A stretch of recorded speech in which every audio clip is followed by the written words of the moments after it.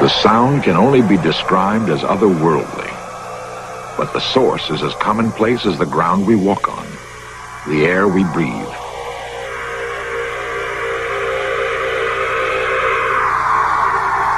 The sound comes from plants, through sensitive electronic devices which translate fluctuations of energy.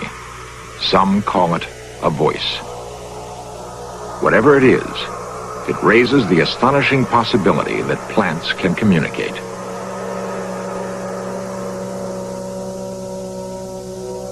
If plants can communicate, what are they saying? To whom or what are they talking? And how can we communicate with them?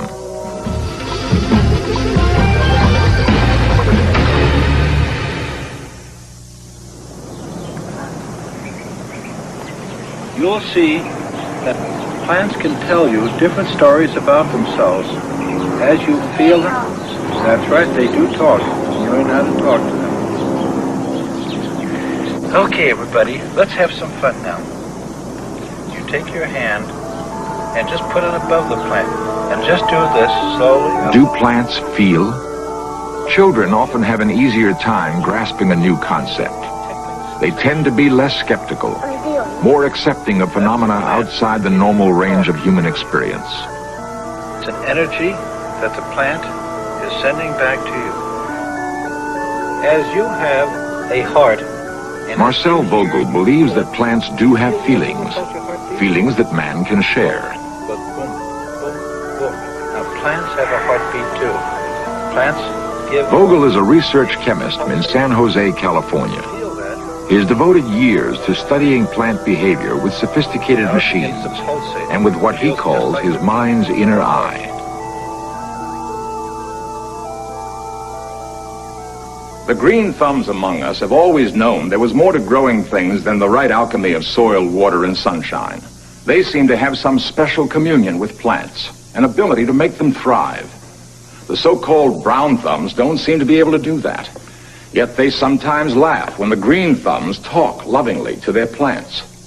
Now we have a startling new concept that these simple life forms have been listening, and are listening still. No room decor is considered complete these days unless it includes something green and living. It may just be a fad, or the urban dweller's minor rebellion at too much steel and concrete.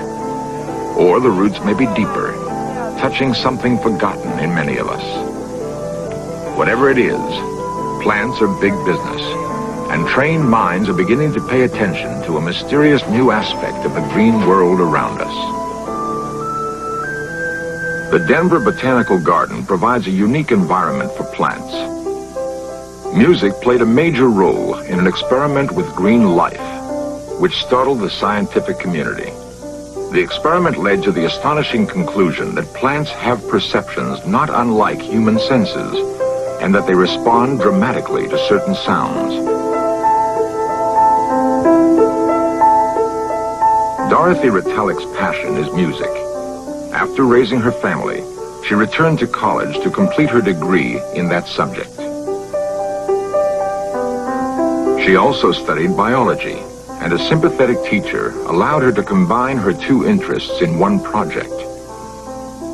Mrs. Retallick had always felt an affinity for plants. They were as much a part of her world as music.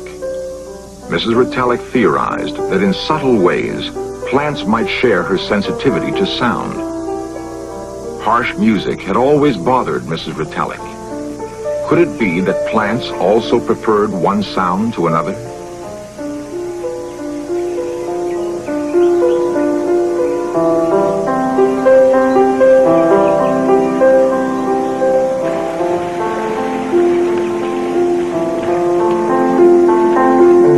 The experiment she devised to test her question has been duplicated many times, almost always with the same remarkable results. I always used 75 plants in every experiment. There were some vegetable plants, some flowering plants. I used green beans, squash. For the filming used our Colorado carnations, petunias, marigolds.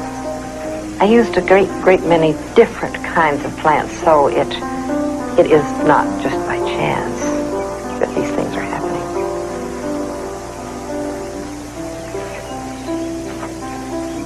Mrs. Ritalik created two distinct environments for her test plants.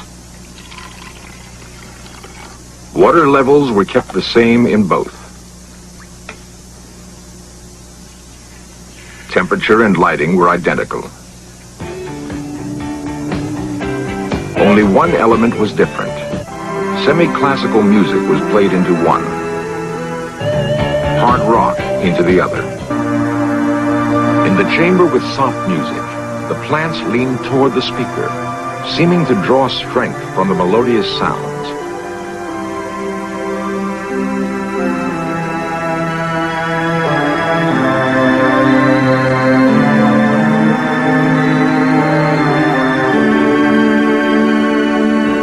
Chamber with rock music, the plants shrank away and eventually died. Time-lapse photography represents the reactions of the plants over several days. The results are unmistakable. Test conditions could only mean that it was the quality of the music, not the volume, that determined the reaction of the plants. The plants, it seems to me, are trying to tell us something. If plants hear, how do they hear? Certainly there's nothing in the plant world like the human ear and mind, but perhaps there's something else. A way of hearing that doesn't involve receiving and interpreting sound waves. What we call a sound wave is merely one form of energy, but scientists know that energy takes many forms. Kendall Johnson is a specialist in Kirlian photography, a technique for making the invisible visible. Kirlian photography is the popular name for maybe what is better known as electrical photography. Think about putting a leaf on a piece of film, lay the film on the dresser, the table in your house, and sneak up on the little leaf and spark it. And when you develop the film in the normal way, what results is an image on the film that looks very much like the leaf.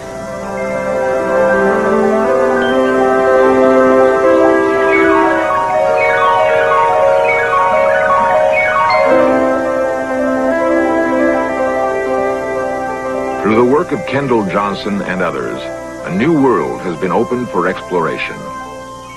Perhaps the aura captured photographically is the force others say they have felt with their hands, recognized in their mind's eye.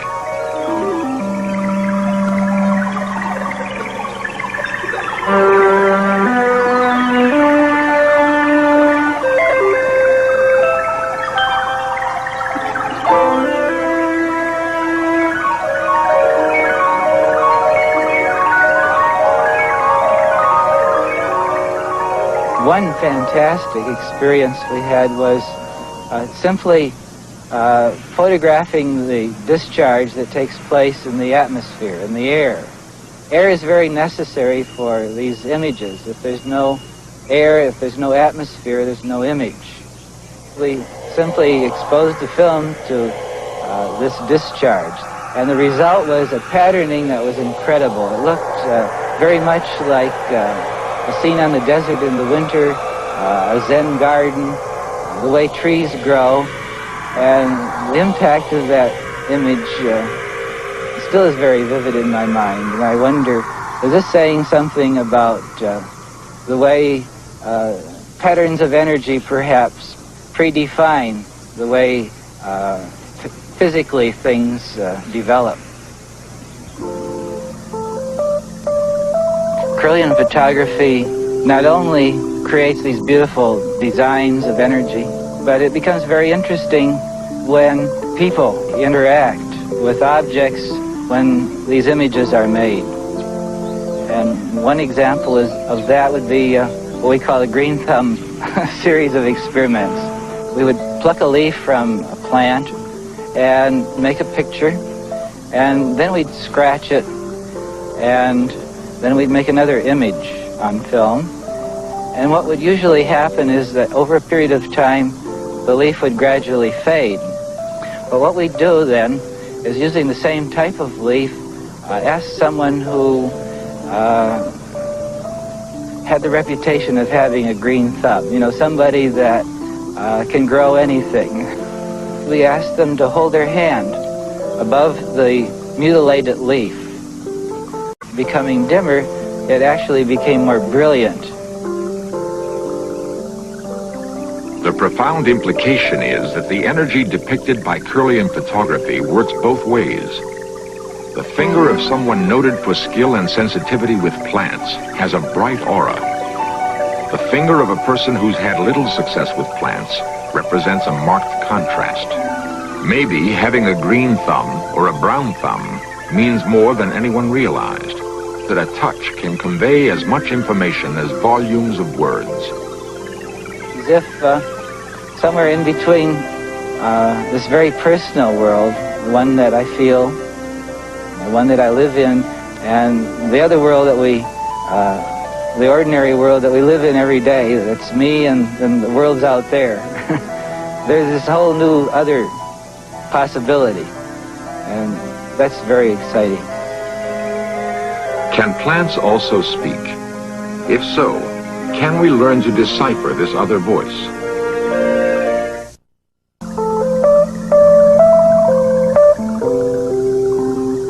For the lover of things that grow, the ultimate would be to learn that plants have a language that can be learned. It would satisfy the needs of those who touch and complete that miraculous chemistry between man and plant.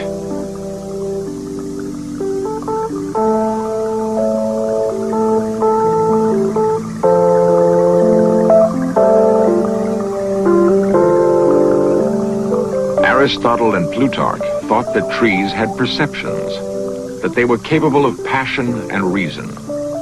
Modern thinkers believe they may not have been far off.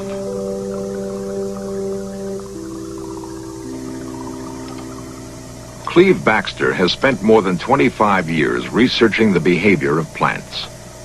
All right, now we're going to use a pair of electrodes that are regularly used on people, but now are mounted between this C-clamp. Baxter is a polygraph expert and has conducted lie detector tests for the Army and the CIA. The polygraph is essential to his work with plants. This is a conventional piece of polygraph equipment of which we're using only 1/3, the galvanic skin response section. Now I'm going to activate the chart drive on the equipment and turn up the sensitivity and balance in the plant between these electrodes. Now, the tracing we're getting now represents the plant.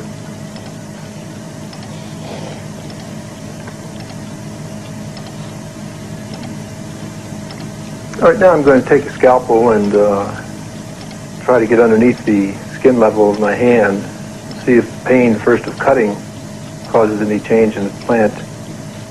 It is an experiment Baxter has performed many times. By inflicting pain on himself, he hopes to register some reaction in the plant. It is proof, Baxter feels, of perception on an elemental level.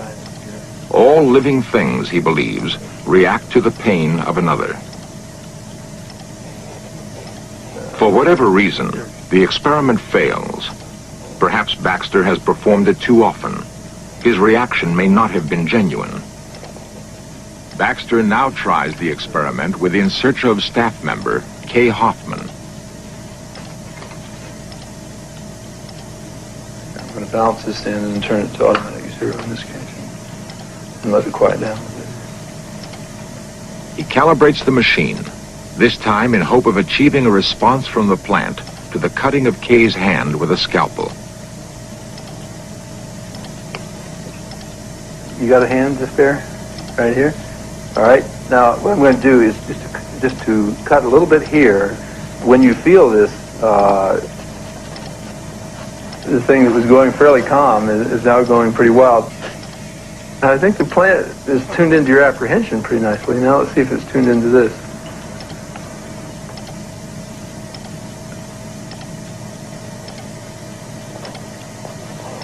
Now, I'm going to put some iodine in there.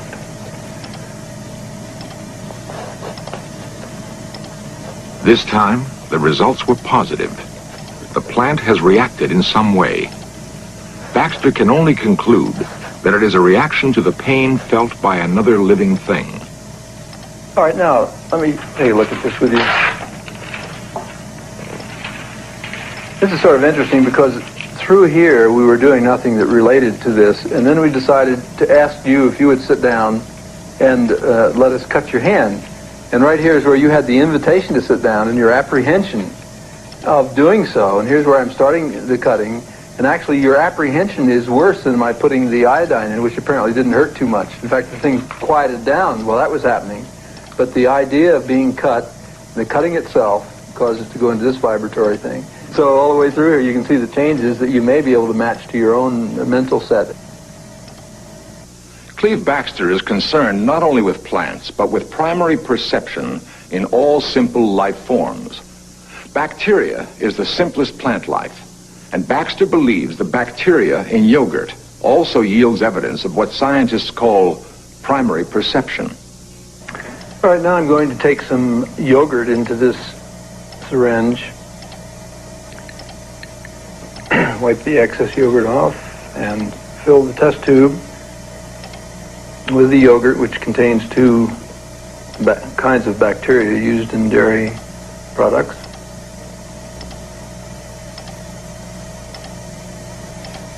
And I'm going to take the two silver wires that are being held and clamped into place by this little device, put the two silver wires down into the yogurt, and place them steady position with this little clamp. Baxter sees no difference between wiring the finger of a person to his lie detector machine and wiring a beaker of yogurt. The yogurt is alive too. Little alligator clips. But does the simple life form at work in the yogurt have feelings? And these leads go to the biological preamplifier up here, and from there into the final amplification that drives the pen motors. How wide is the gulf between man and plant, if there is a gulf at all? Now we're getting a tracing from the bacteria in the yogurt. Now we're going to see what will happen when I take a capsule of antibiotic material and sprinkle it into the yogurt and stir it in. And as I stir it up, we'll see if it has an effect. Baxter has killed the bacteria growing in the yogurt. I would say that's not enough. There is no reaction from the other sample. He begins again with a fresh beaker and a different experiment. All right, now I'm going to take some milk, and on the count of 5, pour the milk into the yogurt that I have in this beaker. Stir it up, and usually it takes maybe 15 or 20 seconds for the bacteria to find the nutrient. See what happens.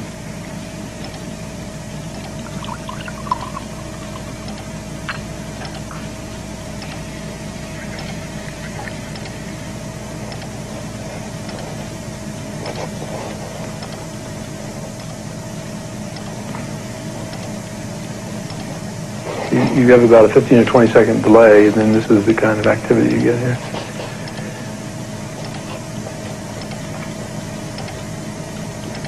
Well, what I suspect is going on is that this yogurt is being fed the nutrient, and the other yogurt is trying to find its own nutrient, and is not making out. In other words, it's not being fed anything, and yet it somehow is aware that the other yogurt is being fed. To Cleve Baxter, the inescapable conclusion is that even the simplest living things have feelings. If you've ever awakened in the night with the knowledge that something has happened to someone you love and found out you were right, you might have wondered who or what was the messenger. One intriguing idea presented by this trip through a world of other voices is the possibility that plants carried the message. Apparently, plants feel and hear and speak to each other. Can they talk to us? It's clear we have a lot more to learn by deciphering these other voices, by listening with the patience this green world has apparently lavished on us for so long. As the races of man speak in different languages, so do the varieties of plants manifest their voices in different ways. They seem to be able to hear and understand us.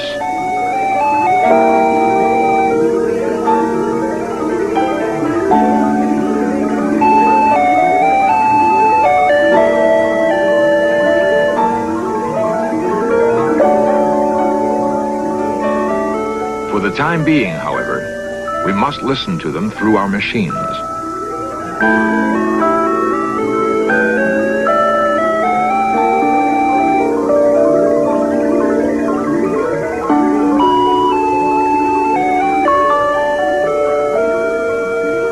One day, those machines may be unnecessary.